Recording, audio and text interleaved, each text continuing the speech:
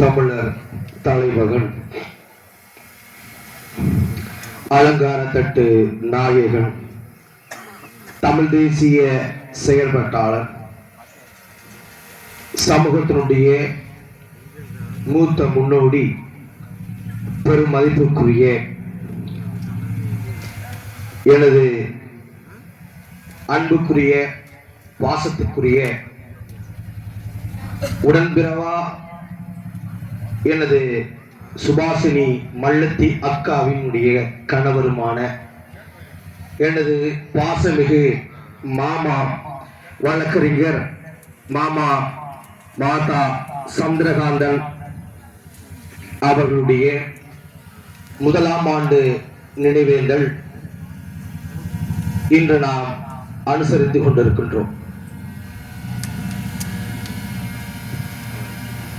செயல் அதுவே சிறந்த சொல் என்கிற மாவோ தத்துவத்தின் அடிப்படையில்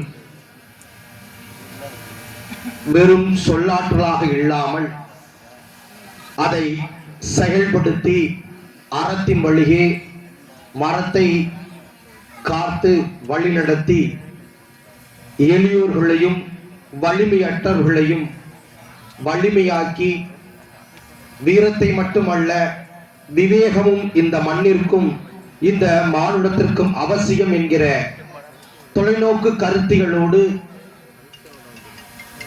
கருத்தியலை பாய்ச்சிய சிறந்த தலைமகன், பெரும் மதிப்பிற்குரிய அன்புக்குரிய எனது மாமன் சந்திரகாந்தன் அவர்கள் குறுகிய நாட்களில் குறுகிய ஆண்டுகளில் கிடைத்த ஒரு மகத்தான எங்களுக்கு கிடைத்த ஒரு பொக்கிஷம். பொதுவாக எந்த ஒரு குடும்ப தலைவனும் எந்த ஒரு ஆண்மகனும் தனக்கு மேலே ஒரு தலைமையை எதிர்பார்க்க மாட்டான், அங்கம் வைத்துக் கொள்ள மாட்டான். ஆனால் எனது மாமன் ஒரு வழி மேலாக எனது அக்காவை தலைமை தாங்கிய தலைவனாக ஏற்றுக்கொண்டார். ஒரு பெண்ணை தலைமை தாங்கிய தலைவனாக ஏற்றுக்கொண்டார் என்றால் அது மிகையாக. ஒரு வரலாற்று சிறப்பு வாய்ந்த இந்த சமூகத்திற்கு அர்ப்பணித்து தன்னை களத்திலும் சரி, அறிவிலும் சரி, ஆற்றலும் சரி, இந்த சமூகத்திற்கு நம்மால் என்ன செய்ய முடியும் என்கிற மிகப்பெரிய தொலைநோக்கு பார்வையோடு இந்த மண்ணிற்கு இந்த சமூக மக்களுக்கு அர்ப்பணிக்கப்பட வேண்டும் என்கிற ஒரு சித்தாந்தத்தை இன்று வரையில் கொடுத்துவிட்டு அவர்களை தலைமை தாங்கி வைக்கின்ற ஒரு தலைமையை இந்த சமூகத்திற்கு வெளிப்படையாக வெளிக்காட்டிய ஒரு தலைமகன் தான் அன்புக்குரிய வழக்கறிஞர் அன்பு மாமா சந்திரகாந்தன் அவர்கள். எங்களுடைய பொக்கிஷமாக நாங்கள் இந்த இடத்தில் நாங்கள் கருதுகிறோம். இந்த நினைவு நாளை கூட ஒரு சடங்கு நாளாக கொண்டாடாமல், மற்றவர்கள் போல ஒரு நினைவு நாளாக கொண்டாடாமல், பெரும் மதிப்பிற்குரிய மாமா அவர்களுடைய சித்தாந்தத்தை, அவர் விட்டு சென்ற பாதையை ஆசை என்று கூட சொல்லக்கூடாது, பேராசை என்று சொல்லப்பட வேண்டும். அவர் பேராசை என்று முன்வைத்தது காரணம், எளிய மக்களுக்கும் கல்வி வேண்டும், எளிய மக்களுக்கும் சனாயக வேண்டும், தமிழர்களுக்கு தமிழ் உரிமை நிலைத்திருக்கப்பட வேண்டும், அவர்கள் கல்வியில் மேன்மை அடையப்பட வேண்டும், வீரம் மட்டும் போகாது விவேகமும் வேண்டும், ஆயுதம் மட்டும் போதாது அறிவு வேண்டும் என்கிற ஒரு பேராற்றல் சித்தாந்தத்தை கொண்டு அறிவாயுதம் ஏந்தாத எந்த ஒரு சமூகமும் விடுதலை பெறாது என்கிற தொலைநோக்கு பார்வையோடு பண்பட்ட கிடந்த மக்களை எல்லாம் பண்பட வைக்க அவர்கள் கல்வி மேம்பாட்டை முன்னெடுத்தார். அவர்களுக்கு ஒரு ஆலயம் கட்டப்பட வேண்டும், ஒரு கல்வி சாலை கட்டப்பட வேண்டும் என்கிற தொலைநோக்கு முன்பார்வையை முன்னெடுத்தார். அதன்படியே பல செயல்களும் செயல் திட்டங்களும் செயல்படுத்திக் கொண்டிருந்தார்.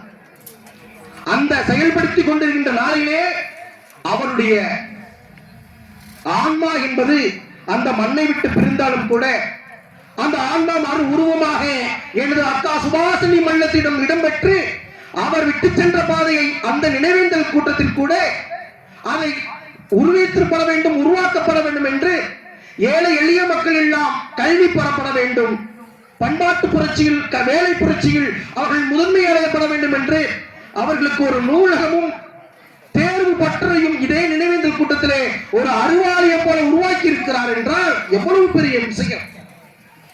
அவர்கள் எல்லாம் தன்னை பற்றி மிகைப்படுத்தி பேசிக்கொண்டு தன்னை மட்டுமே உருவாக்கி கொண்டு தனக்கான ஒரு கல்லறைகளையும் கருவறைகளையும் மட்டுமே உருவாக்குகின்ற பொது நீரோட்ட காலத்திலே நாம் மட்டுமல்ல, நம்ம சார்ந்தவர்கள் மட்டுமல்ல, எல்லா மக்களும் கல்வி பெறப்பட வேண்டும், எல்லா மக்களும் உரிமை பெற வேண்டும் என்ற ஒரு பெரிய கண்ணோட்டத்தை விதைத்திருக்கிறாரே, எவ்வளவு பெரிய விதை.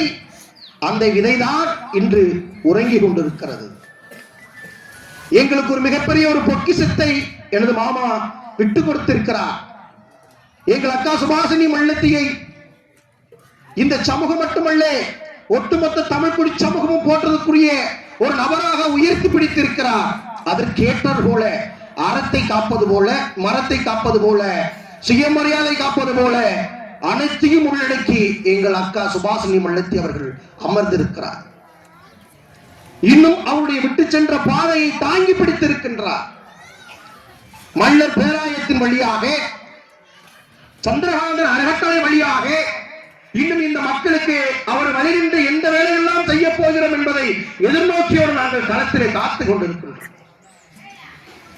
எங்களுக்கு ஒரு மிகப்பெரிய ஒரு அதிர்ச்சி.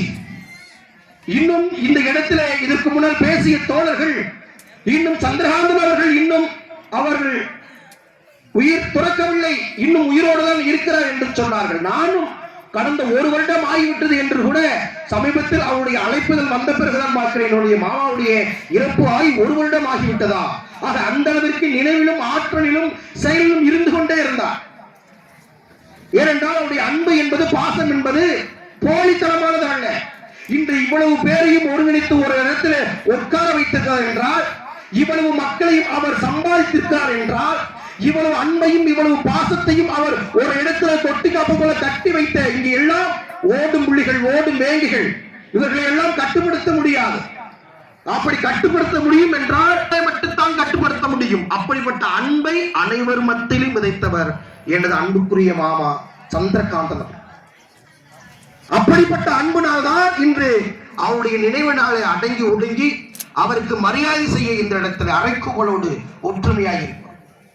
அவர் விட்டு சென்ற பாதை இன்று வழிநடத்தக்கூடிய நாம் முன்னெடுக்க களம் காண்கின்றோம். இந்த இடம் தங்கவேல் பண்ணை வீடு என்று இதுக்கு முன்னால் சொன்னார்கள். ஆனால் இன்று முதல் இது சந்திரகாந்தன் திருக்குறளுடைய கருவறையாக நாங்கள் இந்த இடத்துல பார்க்கிறோம். இங்கே கல்வி கூடமாக பார்க்கின்றோம், கல்வி சாலையாக இந்த இடத்துல நாங்கள் பார்க்க இருக்கிறோம். அந்த அளவிற்கு இந்த இடத்திலே மேன்மைப்படுத்தியிருக்கிறார்கள், மிதுமைப்படுத்தியிருக்கிறார்கள்.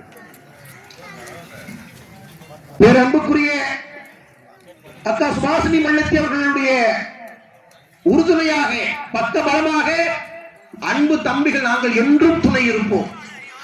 எந்த நேரத்திலும் எந்த அறைக்கோள் விட்டாலும் தம்பி இரணியாணி வர வேண்டும் என்றால் அடுத்த நொடி நிச்சயமாக அந்த களத்தில் இருப்போம், உங்களுக்கு பக்க பலமாக இருப்போம்.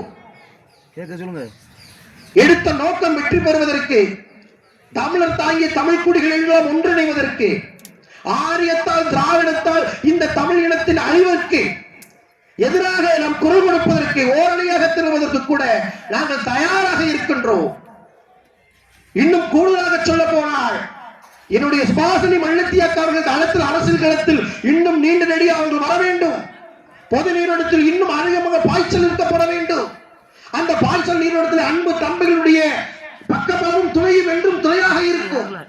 அந்த நேரத்தில் அக்கா ஒரு முதலமைச்சர் வேட்பாளராக இருந்தால் கூட முழுமையாக அவருடைய தலைமையை தாங்க நாங்கள் தயாராக இருக்கிறோம் என்ற அந்த தகுதியும் அந்த ஆற்றலும் நிரம்பி இருக்கிறார்கள் அன்பு அக்கா சுபாசினி மல்லத்தி அக்கா அவர்களுக்கு. அப்படி தாங்கியவர்களை நாங்கள் வழிநடத்த கடமைப்பட்டு இருக்கின்றோம். அன்புக்குரிய என்னுடைய மாமா வழக்கறிஞர் சந்திரகாந்தன் விட்டு சென்ற பாதையை தொடர்வதற்கு இந்த ஆண்டில் இந்த நேரத்தில் நாங்கள் இந்த புனிதமான நாளாக நினைத்துக் கொண்டு சபதம் ஏற்கின்றோம். எளிய மக்களுக்கு கல்வி வேண்டும், ஏழை மக்களுக்கும் அதிகாரம் வேண்டும், அனைத்து மக்களுக்கும் ஜனநாயக உரிமை வேண்டும், தமிழர் குடிகள் இங்கு தலைநிறுத்தப்பட வேண்டும். அந்நியர் ஊடுருவலை தடுத்து நிறுத்தப்பட வேண்டும். எனது உரிமை இங்கே நிலைத்திருக்கப்பட வேண்டும். சுயமரியாதை உரிமையோடு பேசப்பட வேண்டும் என்கிற ஒரு குறிக்கோளை, ஒரு சித்தாந்தத்தை வைத்திருக்கிறார் அல்லவா? அந்த உரிமையை வென்றெடுக்க நிச்சயமாக இந்த இடத்துல ஓரணியாக திரண்டு தமிழ் குடிகள் அனைவரும் என்று சபதம் ஏற்போம் என்று கூறி, தொடர்ச்சியாக இது மட்டுமல்ல, என்னுடைய அக்காக்கு நாங்கள் என்றும் நாங்கள் துணையாக இருப்போம் என்று கூறி, வாழ்த்து கூறி என்னை பேச வைத்ததற்கு நன்றி கூறி விடைபெறுகிறேன். நன்றி, வணக்கம். நான் சார்ந்திருக்க வடவேங்கல் கட்சி சார்பாக என்னுடைய அன்பு மாமா பா சப்தநாதன் அவர்களுக்கு வடவேங்கல் கட்சி சார்பில் செம்மார்ந்த வீர வணக்கத்தை செலுத்துகின்றோம். வீர வணக்கம், வீர வணக்கம், வீர வணக்கம்.